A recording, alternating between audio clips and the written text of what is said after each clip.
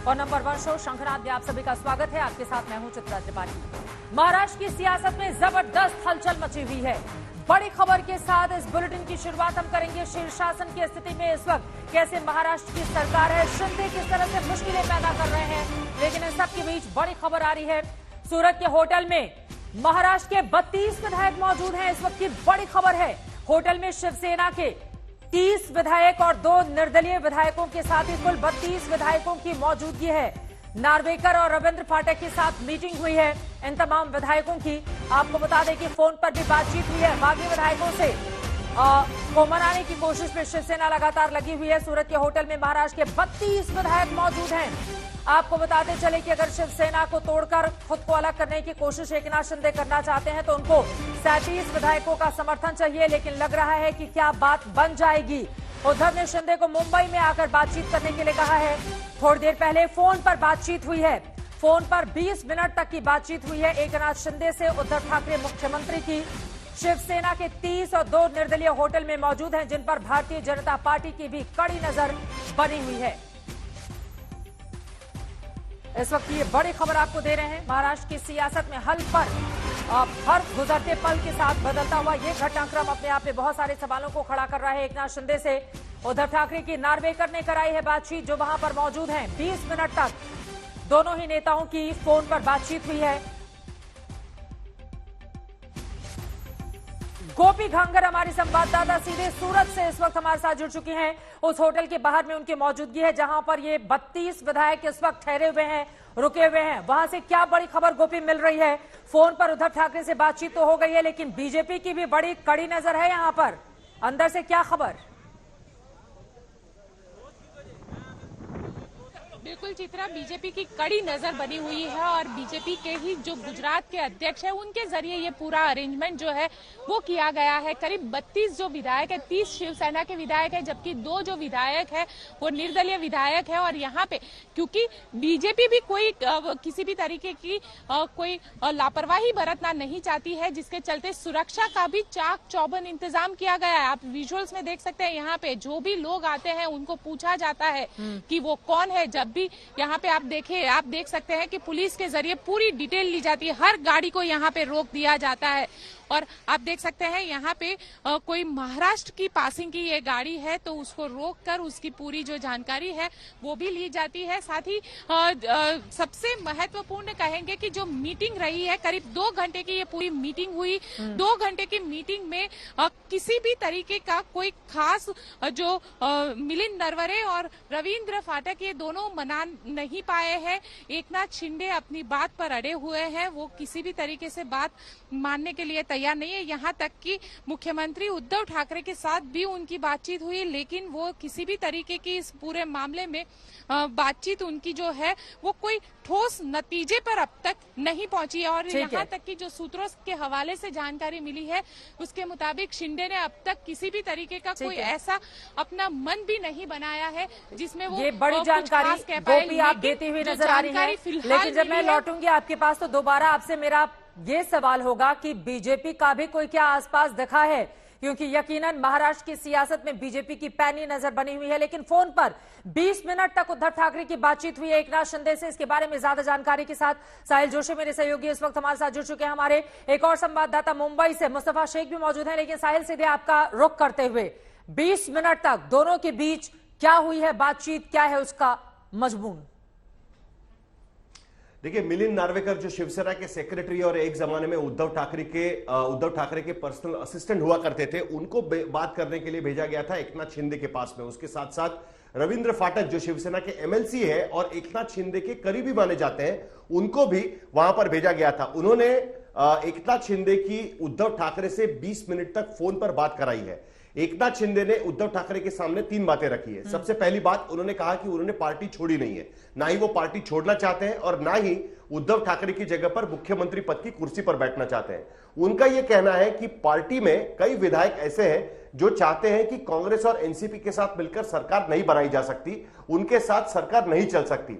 एकनाथ शिंदे के साथ जो विधायक हैं वो महाराष्ट्र के पश्चिम महाराष्ट्र, विदर्भ और मराठवाड़ा इलाके से आते हैं, जिन्होंने कांग्रेस एनसीपी के उम्मीदवार के खिलाफ चुनाव लड़कर चुनाव जीता है। उनका यह मानना है कि कांग्रेस एनसीपी के साथ सरकार बनाने से उनके चुनाव क्षेत्र में उन्हें दिक्कतें हो रही है, जिसके वजह से उनके साथ सरकार नहीं बनानी चाहिए।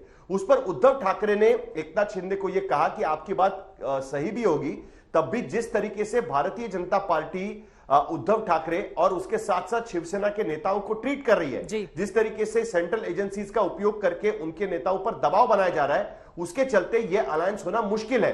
उस पर एकनाथ शिंदे का यह कहना था कि उनका फैसला वो ले, अगर नहीं लिया जाता तो उनके सामने उनका फैसला वो ले सकते हैं। यानी एकनाथ शिंदे का यह कहना एक तरीके से डेडलाइन उनको दे दिया है कि आप भारतीय जनता पार्टी के साथ अलायंस को लेकर अपना फैसला ले ले, जो भी आपके मसले बीजेपी के साथ हैं वो सुलझाए जा सकते हैं, लेकिन कांग्रेस एनसीपी के साथ अलायंस करके उनके विधायकों की जो पॉलिटिकल दिक्कतें बढ़ेगी उसको सुलझाया नहीं जा सकता, जिसके चलते बीजेपी के साथ अलायंस करके सरकार बनाई, यह बातचीत हुई है। और एक बात चित्रा, सुनिए एक मिनट, उसके बाद एक बात एक और हुई है कि एकनाथ शिंदे ने यह कहा है उनको कि उनके पास 35 विधायकों का समर्थन हासिल है। जो चिट्ठी उद्धव ठाकरे की तरफ से महाराष्ट्र के डिप्टी स्पीकर को भेजी गई थी एकनाथ शिंदे को हटाने की, उस पर 22 विधायकों के सिग्नेचर थे।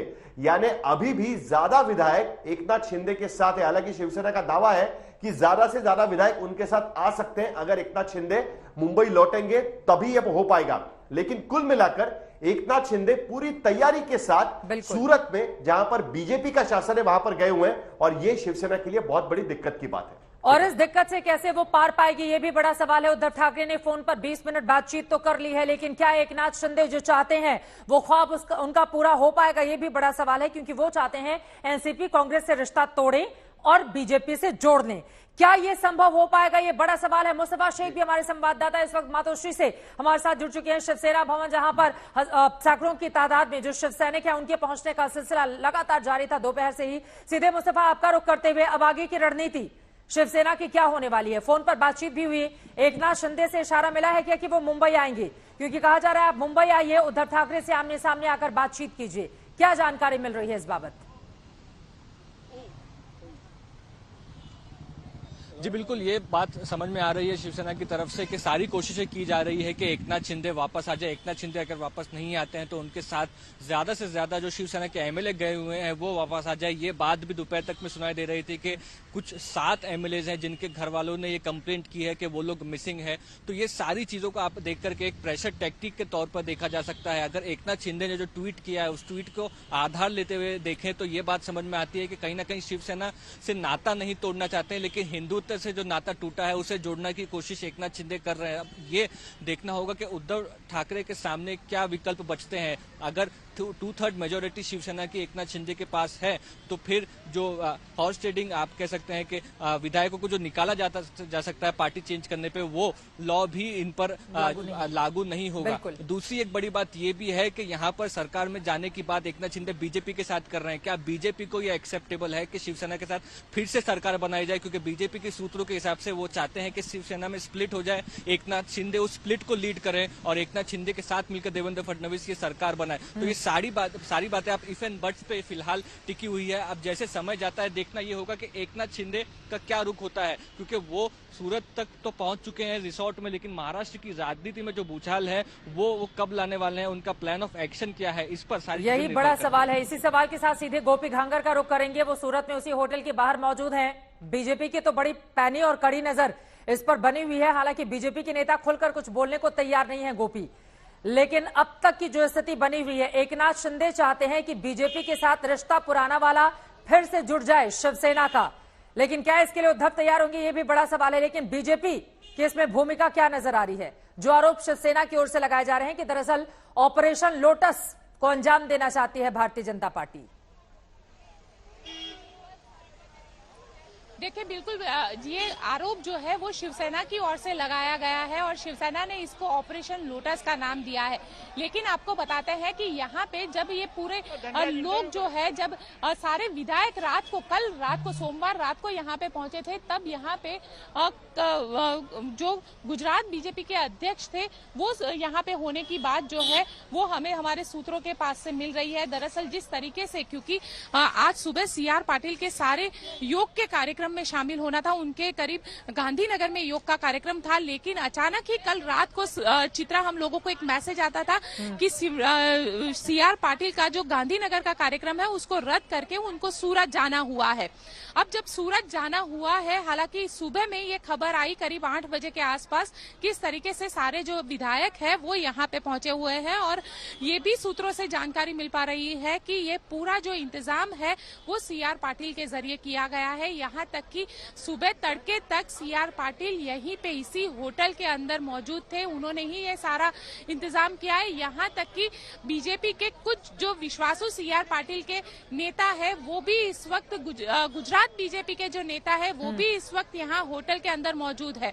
तो एक बार फिर से आप कह रही हैं गोपी की जो भारतीय जनता पार्टी के गुजरात के जो नेता और कुछ विधायक हैं वो भी उसी होटल के भीतर हैं जहां पर ये शिवसेना के बागी रुके हुए हैं। सबके बीच शिवसेना नेता एकनाथ शिंदे का बयान सामने आया है, बीजेपी से गठबंधन करे तो पार्टी नहीं टूटेगी। शिंदे चाहते हैं सूरत के होटल में 32 विधायकों के साथ मौजूद है। ये तो बड़ी असमंजस की स्थिति पैदा हो गई है उद्धव ठाकरे के लिए। गोपी न निगल पाए न उगल पाए, क्या करेंगे उद्धव ठाकरे? वो कह रहे हैं बीजेपी के साथ जाइए। एकनाथ शिंदे इसी मांग पर अड़े हुए हैं, जो उद्धव ठाकरे के लिए फैसला लेना बहुत मुश्किल होगा, क्योंकि मुख्यमंत्री के पद को लेकर ही दोनों पार्टियों की राह अलग हो गई थी। सीएम बनने का मेरा कोई प्लान नहीं है, ये भी कह रहे हैं शिंदे। जी जी, आपको याद होगा। जी जी जी गोपी,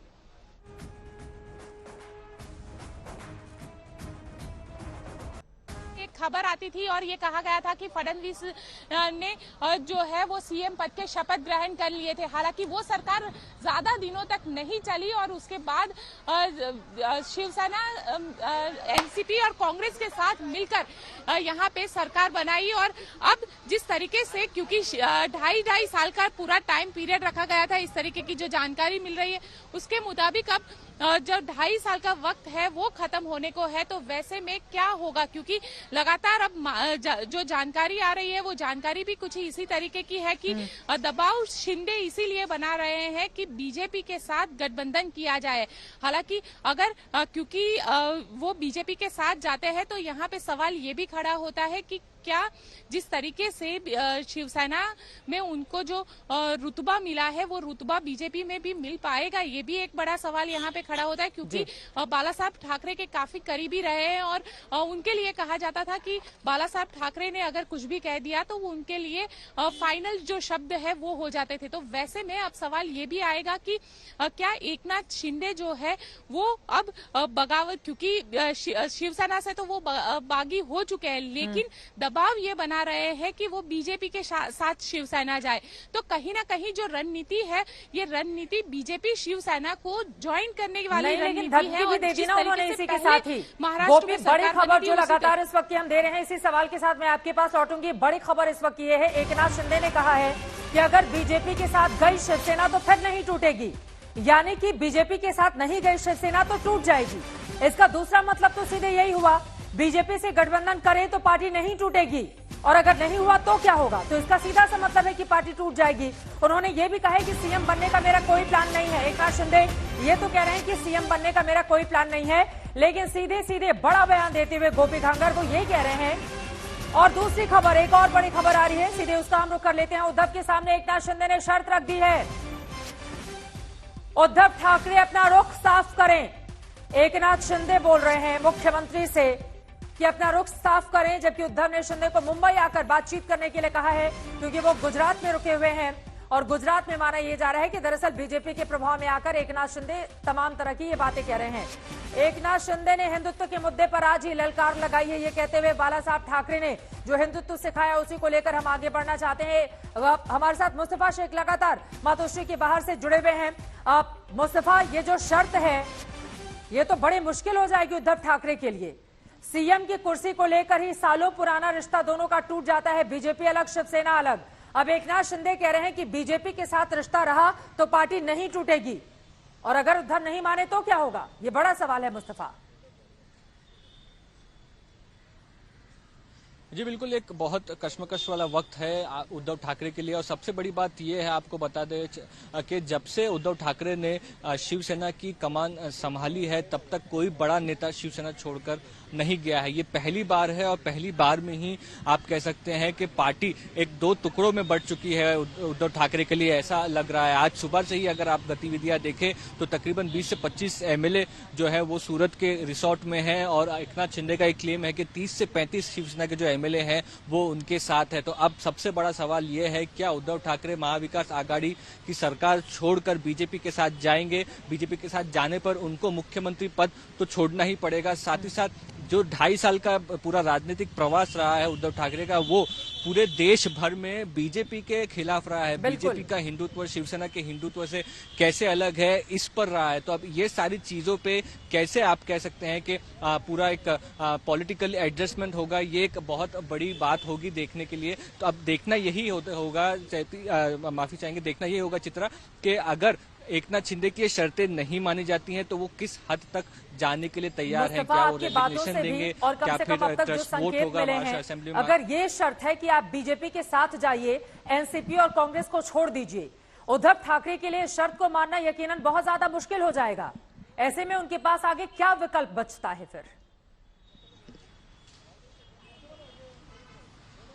जी बिल्कुल, एक तो यही है कि एकनाथ शिंदे की बात मान ली जाए, मुख्यमंत्री पद से रेजिग्नेशन दे और बीजेपी और शिवसेना की सरकार बने। दूसरी तरफ एक बड़ा जो इम्पोर्टेंट पॉइंट इस वक्त दिखाई दे रहा है वो ये है कि एकनाथ शिंदे के पास 2/3 से ज्यादा अगर शिवसेना के एमएलए हैं तो वो एंटी डिफेक्शन लॉ जो है वो उन पर लागू नहीं होगा, और एकनाथ शिंदे ना कि सिर्फ सरकार बना सकते हैं, ये एग्जिस्टिंग सरकार को माइनॉरिटी में ला सकते हैं, और उसके बावजूद री इलेक्शन जैसी नौबत भी आप कह सकती हैं कि महाराष्ट्र में नहीं आएगी। 2/3 मेजोरिटी से अगर एकनाथ शिंदे शिवसेना के एमएलए को लेकर के जाते हैं बीजेपी की सरकार बनाने के लिए तो दिक्कतें जो है वो काफी कम नहीं होगी, लेकिन महाविकास आघाड़ी के कहीं ना कहीं ये दिक्कतें बढ़ जाएगी। आपको बताएं कि कल ही तकरीबन 134 वोट बीजेपी ने लेजिस्लेटिव काउंसिल से में हासिल किए, यानी कि जो इंडिपेंडेंट एमएलए हैं उनका भी बढ़ चढ़कर जो आप कह सकते हैं कि सपोर्ट है वो बीजेपी को है महाराष्ट्र की इस वक्त असेंबली में। उसके बाद जब एकनाथ शिंदे क्लेम करते हैं कि 30-35 एमएलए उनके साथ, बीजेपी का कितना खेल है, इस सवाल के साथ मैं आपके पास लौटूंगी। बड़ी खबर देते शिंदे के बागी होने से शिवसेना की मुश्किलें यहां पर बढ़ती हुई दिखाई दे रही है। शिवसेना के 55 में से 30 विधायक शिंदे के पास हैं। 30 शिवसेना के विधायक शिंदे के पास इस वक्त सूरत के होटल में ही मौजूद हैं। बीजेपी के भी नेता वहां पर मौजूद हैं उसी होटल में। ये जानकारी गोपी भांगर दे रही थी हमारी संवाददाता। 2 निर्दलीय विधायक वहां पर बैठे हुए हैं। एकनाथ शिंदे कह रहे हैं बीजेपी के साथ जाइए तब नहीं टूटेगी शिवसेना, लेकिन क्या उद्धव ठाकरे के लिए इस बात को स्वीकार कर पाना इतना आसान होगा? शिंदे जो शर्तें इस वक्त रख रहे हैं, गोपी भांगर का सीधे हम रुख कर लेते हैं। शिंदे के बागी होने से शिवसेना की मुश्किलें तो बढ़ती हुई यहां पर नजर आ रही हैं, और ऐसा लग रहा है आर या पार मन बना चुके हैं शिंदे, और वो मानने को नहीं तैयार। गोपी, बिल्कुल चित्रा, यही लग रहा है क्योंकि जिस तरीके से शिंदे ने महाराष्ट्र के मुख्यमंत्री उद्धव ठाकरे से बातचीत की है उससे तो यही लग रहा है कि अब उन्होंने मन बना लिया है कि या तो आर रहेंगे या तो पार। क्योंकि जिस तरीके से उन्होंने ट्वीट भी किया था वो ट्वीट काफी सिंबॉलिक था, और उन्होंने बाला साहब ठाकरे का जिक्र करते हुए हिंदुत्व की बात कही थी। तो जिस तरीके से शिवसेना पिछले लगातार जब से सत्ता में है तब से लगातार ये कह रही थी कि हिंदुत्व बीजेपी के सामने जिस तरीके से उनके हिंदुत्व और खुद के हिंदुत्व को, शिवसेना के हिंदुत्व को वो प्रूव कर रही थी, तो वैसे में अब सवाल यहाँ पे ये भी खड़ा होता है कि मुख्यमंत्री तक को उन्होंने कह दिया है या तो बीजेपी के साथ रहिए या फिर जो बगावत के सुर है वो और चलते रहेंगे। तो वैसे में अब शिवसेना को फैसला लेना है, उद्धव ठाकरे क्या फैसला लेते हैं उस पे सारी चीज अब डिपेंडेड है। हालांकि जो शिंदे है, शिंदे के साथ जो 32 विधायक है जिसमें 30 शिवसेना के विधायक है और 2 निर्दलीय विधायक है, ये सभी इस वक्त इसी होटल के अंदर है। और अब कितने दिनों तक ये होटल का ये रिसोर्ट पॉलिटिक्स है वो चलेगी ये भी कह पाना चित्रा मुश्किल है, क्योंकि जब तक फैसला नहीं होगा हो सकता है कि सारे जो विधायक है वो यहीं पे इसी जगह पर इसी होटल के अंदर ये बात भी समझना होगा कि बीजेपी का ये जो खेला है, हालांकि इस पूरे मामले में खुलकर बोलने को वो तैयार नहीं, काफी दिनों से चल रहा था महाराष्ट्र में, क्योंकि राज्यसभा का जब इलेक्शन आता है तो क्रॉस वोटिंग हो जाती है, एमएलसी का जब इलेक्शन आता है तो क्रॉस वोटिंग हो जाती है। कांग्रेस के एक नेता को हराकर बीजेपी यहां पर 5 सीटें जीत लेती है।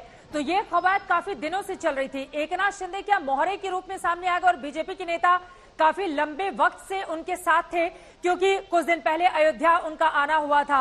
हालांकि अयोध्या में खुलकर उन्होंने महाराष्ट्र की सियासत को लेकर कोई बातचीत नहीं की थी, लेकिन क्या खिचड़ी बीजेपी और शिंदे के बीच काफी पहले से ही पक रही थी? हिंदुत्व के मुद्दे पर पहले से ही बीजेपी की निगाह थी कि शिवसेना बीजेपी के साथ आए और उन लोगों को छोड़े जिसके साथ अभी गठबंधन की सरकार है। बिल्कुल चित्रा, देखिए खिचड़ी पिछले कई दिनों से चल रही थी, इस तरीके का जरूर लग रहा है, क्योंकि जिस तरीके से कल अचानक ही सीआर पाटिल ने अपने सारे प्रोग्राम को, आज के जो सारे प्रोग्राम थे सुबह के, वो सारे योगा दिन के प्रोग्राम कैंसिल करके सीधा सूरत पहुंच गए। सूरत में सारा इंतजाम कर दिया और वापस वही 10 बजे से जो उनका गांधीनगर के अंदर कार्यक्रम था उसी कार्यक्रम में वो शामिल हो गए। तो ये पूरा जो प्लानिंग किया गया, ये प्लानिंग स्ट्रेटेजी जो है वो कहा जाता है कि गुजरात के बीजेपी के अध्यक्ष सीआर पाटिल के जरिए किया गया। और सीआर पाटिल का ये सूरत जो है वो गढ़ है, यहाँ पे सीआर पाटिल यहीं से सांसद है। यहाँ तक कि जो गुजरात के होम मिनिस्टर है हर्ष संघवी, वो भी सूरत के इसी इलाके से आते हैं। तो सवाल यहाँ पे यही खड़ा होता है कि अगर सुरक्षित स्थान ढूंढा जाए तो उनके लिए सबसे सुरक्षित स्थान यहीं पे रहेगा। और एक बागी तेवर है जो एकनाथ शिंदे के बागी तेवर, और खास करके जो खिचड़ी पक रही थी, आपने जिस तरीके से कहा कि पिछले लंबे वक्त से ये लग रहा है कि खिचड़ी पक रही होगी, तभी जो 33 या माफ कीजिएगा जो 30 शिवसेना के विधायक और जो 2 निर्दलीय विधायक है, इन सबको इकट्ठा किया जा सका। क्योंकि इन सबको इकट्ठा करना एक बड़ी चुनौती रहती है। 32 लोगों को आपको एक साथ एक जगह पर लेकर आना है, तो ये बड़ी चुनौती रहती है। इसका प्लानिंग, इसकी स्ट्रेटेजी पूरी तरीके से होती। आप पूरे दिन की दिनचर्या देखें तो अमित शाह जैसे ही यहाँ पे विधायक के आने की खबर आई, अमित शाह तुरंत ही जेपी नड्डा से मिलने के लिए दिल्ली में उनके घर पहुंचे थे। तो कहीं ना कहीं जो रणनीति चल रही है, जो राजनीति चल रही है, वो यही है कि अगर शिवसेना बीजेपी के साथ मिलकर सरकार बनाती है तो ठीक है, अदरवाइज एकनाथ शिंदे है, एकनाथ शिंदे के जरिए ये पूरी बगावत हो गई है। 32 विधायक, बगावत का अंजाम क्या होगा? शिवसेना बची रहेगी या टूट जाएगी, देखना महत्वपूर्ण होगा। फिलहाल के लिए शुक्रिया गोपी आपका इस पूरी जानकारी के लिए। यहाँ पर अंकों का हम चार्ट भी आपको दिखा रहे हैं, शिवसेना के पास कितने हैं, बीजेपी के पास कितने हैं, और ये जो 32 विधायक अभी शिंदे के साथ खड़े हैं, यकीनन ये अगर पलटी मारते हैं जिस तरह से इस वक्त चल भी रहा है, स्थिति जो बनी हुई है गुजरात से लेकर महाराष्ट्र तक, अगर ये टूट जाते हैं तो फिर सरकार चलाना मुश्किल हो जाएगा उद्धव ठाकरे के लिए। सरकार गिरने तक की नौबत आ सकती है। लेकिन उद्धव ठाकरे फोन पर बातचीत करके एकनाथ शिंदे को मनाने की कोशिश में लगातार लगे हुए हैं। शिंदे मान जाएंगे? आगे क्या होगा, ये बड़ा सवाल इस वक्त बना हुआ है। गाजरा दाखवायचे कार्यक्रम चालू आहे, त्याला बळी पडू नका, आपल्या घरी परत या। बंड आमदारांनी सांगितलं आहे की हिंदुत्वाच्या मुद्द्यावर भाजपा सरकार आता कारण मी जसं म्हटलं, बाळासाहेब मला सोडताना जशी कारणं होती तशी आत्ताही तीच कारणं वेगळ्या पद्धतीने दिसत आहेत। हिंदुत्व कोणीच सोडलेलं नाही, शिवसेना तर कधीच सोडू शकत नाही। आणि हिंदुत्व हे दाखवून आणि मिरवून घेणारं नाही, हिंदुत्व हे मानणारं आहे। याचा अर्थ दुसऱ्या धर्माला कमी लेखावं असं कधी बाळासाहेबांनी केलं नाही। तेच हिंदुत्व उद्धवजी, आदित्यजी किंवा सगळे सैनिक आपण घेऊन, एक बगावत जिसने महाराष्ट्र की सियासत में भूचाल ला दिया है। एकनाथ शिंदे के बगावती तेवर ने उद्धव सरकार की मुश्किलें बढ़ा दी हैं। आखिर क्या वजह है कि खुद को सच्चा शिवसैनिक बताने वाले शिंदे बागी हो गए? शिंदे के इस खेल से जुड़ी अभी की पूरी अपडेट आपको ग्राफिक्स के जरिए पहले जल्दी से समझा देते हैं कि आखिर स्थिति क्या है। सीएम उद्धव ठाकरे से शिंदे ने 20 मिनट फोन पर बातचीत की है। आपसे कुछ ही देर पहले दोनों के बीच बातचीत हुई है। शिंदे हैं गुजरात में, मुंबई से फोन गया है, 20 मिनट तक दोनों के बीच बातचीत हुई है। एकनाथ शिंदे ने 35 विधायक साथ होने का दावा किया है। हालांकि खबर यह मिल रही है कि 30 शिवसेना के 2 निर्दलीय उनके साथ है, लेकिन 35 विधायकों के साथ होने का दावा कर दिया है। बीजेपी के साथ मिलकर सरकार बनाने की एकनाथ शिंदे ने रख दी है शर्त। क्या उद्धव ठाकरे इस बात को मानेंगे? ये बड़ा सवाल बना हुआ है। शिवसेना तोड़ने का फिलहाल कोई इरादा नहीं है, एकनाथ शिंदे ये कह रहे हैं। लेकिन इसी के साथ वो जोड़ते हैं कि अगर बीजेपी के साथ शिवसेना नहीं गई, अगर जाती है तब तो नहीं टूटेगी, लेकिन अगर नहीं गई तो आगे क्या होगा, ये बड़ा सवाल है। मुख्यमंत्री बनने की भी इनकी कोई इच्छा नहीं है, इन्होंने स्पष्ट कर दिया है। लेकिन सियासी भूचाल किस तरह से लेकर आए हैं एकनाथ शिंदे, महाराष्ट्र की सियासत में लगातार आज तक पर बड़ी कवरेज हम आपको दिखा रहे हैं। शिंदे के खिलाफ प्रस्ताव में शिवसेना के 55 में से सिर्फ 22 विधायकों ने ही हस्ताक्षर किए, यानी कि जितने की मौजूदगी थी महाराष्ट्र में सिर्फ उतने ही विधायकों ने हस्ताक्षर किए हैं, यानी कि बड़ी तादाद में इस वक्त एकनाथ शिंदे के साथ विधायकों की मौजूदगी है और यही बहुत बड़ी चुनौती इस वक्त उद्धव सरकार के लिए बनी हुई है। एकनाथ शिंदे क्या चाहते हैं, कैसे उन्होंने खेला करने की कोशिश कर दी है महाराष्ट्र की सियासत में, एनसीपी और कांग्रेस को आउट करके शिवसेना बनाए बीजेपी के साथ सरकार, यही है उनकी मंशा। आज पूरे दिन एकनाथ शिंदे के मुद्दे पर क्या कुछ घटनाक्रम रहा है महाराष्ट्र का, उसको बताती हुई हमारी ये रिपोर्ट देखिए।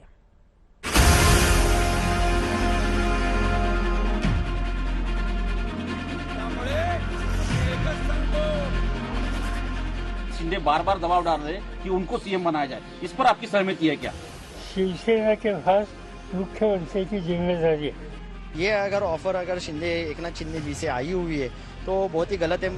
एकनाथ शिंदे ये एक बहुत बड़ा कड़वा सिखले लिख रहा है। जनता के मन में सरकार के प्रति असंतोष है। एक शख्स जिसने महाराष्ट्र की सियासत को हिलाकर रख दिया, एक शख्स जिसने उद्धव सरकार को खतरे में डाल दिया, एक शख्स जिसने महाराष्ट्र में बीजेपी की उम्मीदों को हवा दी है।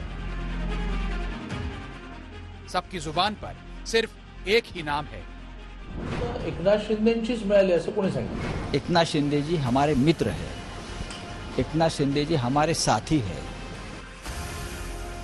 एकनाथ शिंदे जिस शख्स को मौजूदा वक्त में शिवसेना का एक कद्दावर नेता माना जाता है, आज उस शख्स पर शिवसेना के खिलाफ बगावत के आरोप लग रहे हैं। एकनाथ शिंदे जी हमारे मित्र है, एकनाथ शिंदे जी हमारे साथी है। हमने बहुत साल एक साथ एक दूसरे के साथ हमारा काम करने का अनुभव है, संबंध है। पार्टी में उनका योगदान भी है, जरूर मैं मानता हूँ, लेकिन ये जो कदम उठाया है, देखो उनको सब कुछ पार्टी ने ही दिया है।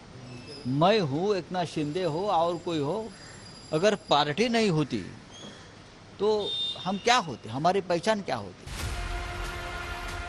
जो शख्स बाला साहेब का चहेता था, वो शख्स आज उनके बेटे के विरोधियों को अच्छा लग रहा है। संजय राउत के इस प्रकार से भड़काऊ भाषणों से, जिसको मराठी में कहते हैं कि छूबने वाले बातों से ही ये सारे प्रॉब्लम निर्माण हुए हैं उनकी पार्टी में भी, और लोग इसको बर्दाश्त नहीं करेंगे। इसका उदाहरण एकनाथ शिंदे जी की बगावत है।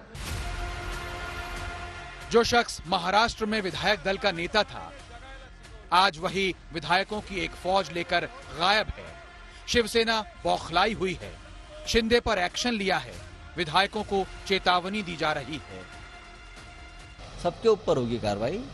जिसने डिसिप्लिन को तोड़ा है, वो कोई भी छोटा बड़ा आदमी हो, उसके ऊपर पार्टी में कार्रवाई होती है। इसलिए तो आज विधायक दल के नेतृत्व से उनको दूर किया है। महाराष्ट्र की सियासत में चल रहे खेल का केंद्र बिंदु हैं एकनाथ शिंदे, जिनकी हार जीत या आगे का फैसला तय करेगा महाराष्ट्र का भविष्य। शिवसेना बचेगी या जाएगी, लेकिन सवाल ये कि आखिर एकनाथ शिंदे के दिमाग में चल क्या रहा है, आखिर अचानक बगावत की वजह क्या है। उसे समझते हैं एकनाथ के एक ट्वीट से, जो उन्होंने बगावती तेवर के बीच किया। हम बाला साहेब के सच्चे शिव सैनिक हैं। बाला साहेब ने हमें हिंदुत्व सिखाया है। हम सत्ता के लिए कभी भी धोखा नहीं देंगे। साफ है एकनाथ शिंदे शिवसेना के साथ हैं, लेकिन शिवसेना के सहयोगी दलों को पसंद नहीं कर रहे। एकनाथ शिंदे हिंदुत्व की बात कर रहे हैं। ऐसे में शिवसेना नेताओं का सॉफ्ट हिंदुत्व उन्हें समझ नहीं आ रहा। महाराष्ट्र में मोटे तौर पर शिवसेना को मराठा अस्मिता के लिए काम करने वाली हिंदूवादी पार्टी माना जाता है। पवार की एनसीपी को मराठाओं की पार्टी और कांग्रेस की इमेज मुस्लिम समर्थक होने की है। ऐसे में शिंदे का मानना था कि कांग्रेस की इस इमेज से शिवसेना का वोट बैंक काफी कमजोर पड़ा है। बात 2019 की है, जब उद्धव ठाकरे कांग्रेस और एनसीपी के साथ मिलकर सरकार बनाने की सोच रहे थे। ठाणे के कट्टर हिंदुत्ववादी नेता आनंद दिघे की छत्रछाया में एकनाथ शिंदे ने अपना राजनीतिक करियर शुरू किया था। उस वक्त एकनाथ शिंदे ने हिंदुत्व का हवाला देते हुए इस गठबंधन का पुरजोर विरोध किया था। आज जब एकनाथ शिंदे ने अपनी पार्टी छोड़ी है तो उसी हिंदुत्व का और आनंद दिघे का हवाला देते हुए उन्होंने उद्धव ठाकरे पर निशाना साधा है। एकनाथ शिंदे सरकार तो शिवसेना की चाहते हैं, लेकिन गठबंधन बीजेपी के साथ, जिसने महाराष्ट्र की सियासत में नया ट्विस्ट ला दिया है। जिन हालातों में उद्धव सरकार बनी थी, आज वैसे ही हालात फिर से बनते नजर आ रहे हैं। उस वक्त विधायक दल के नेता अजीत पवार बागी थे, आज विधायक दल के नेता एकनाथ शिंदे बागी हुए हैं। जो राजनीतिक घटनाक्रम हो रहा है उसको बहुत माइन्यूटली हम ऑब्जर्व कर रहे हैं। इससे कुछ परिवर्तन होगा यह कहना ये थोड़ा प्री मैच्योर्ड होगा। It's handle with care and we have to seen very keenly. We are observing all situations. 2019 में जब शिवसेना ने बीजेपी से गठबंधन तोड़ा तो तय हुआ कि वो एनसीपी और कांग्रेस के साथ मिलकर सरकार बनाएगी और सीएम शिवसेना का होगा। लेकिन सीएम बनेगा कौन, ये तय नहीं हो पा रहा था। उद्धव ने चुनाव नतीजे आने के बाद विधानसभा में विधायक दल का नेता एकनाथ शिंदे को बना दिया। तब लगा था कि शिंदे ही मुख्यमंत्री बनाए जाएंगे। लेकिन शरद पवार और सोनिया गांधी चाहते थे कि उद्धव ही सीएम बने। उद्धव पर अपने परिवार से भी सीएम पद स्वीकार करने के लिए दबाव था। ऐसे में शिंदे मुख्यमंत्री बनते बनते रह गए। हालांकि उनके ओहदे को देखते हुए उद्धव ठाकरे के बाद शपथ लेने वाले वो दूसरे शख्स थे। शिवसेना प्रमुख बाळासाहेब ठाकरे यांना वंदन करून धर्मवीर आनंद दिघे साहेबांचं स्मरण करून शिंदे शिवसेना के उन नेताओं में शामिल हैं जो कांग्रेस के साथ मिलकर सरकार बनाने के खिलाफ थे। इस खेमे का कहना है कि उद्धव ठाकरे ने सीएम बनने के लिए कांग्रेस से हाथ मिलाकर शिवसेना को काफी नुकसान पहुंचाया है। शिवसेना, कांग्रेस और एनसीपी की महाअघाड़ी सरकार बनने के बाद से शिवसेना में संजय राउत, अनिल देसाई और आदित्य ठाकरे की ताकत काफी बढ़ गई। वहीं एकनाथ शिंदे खुद को दरकिनार महसूस कर रहे थे। चैलेंज कोई नहीं कर सकता। एकनाथ शिंदे जी हमारे मित्र हैं, एकनाथ शिंदे जी हमारे साथी हैं। हमने बहुत साल एक साथ एक दूसरे के साथ हमारा काम करने का अनुभव है, संबंध है। पार्टी में उनका योगदान भी है, जरूर मैं मानता हूँ। लेकिन ये जो कदम उठाया है, देखो उनको सब कुछ पार्टी ने दिया है।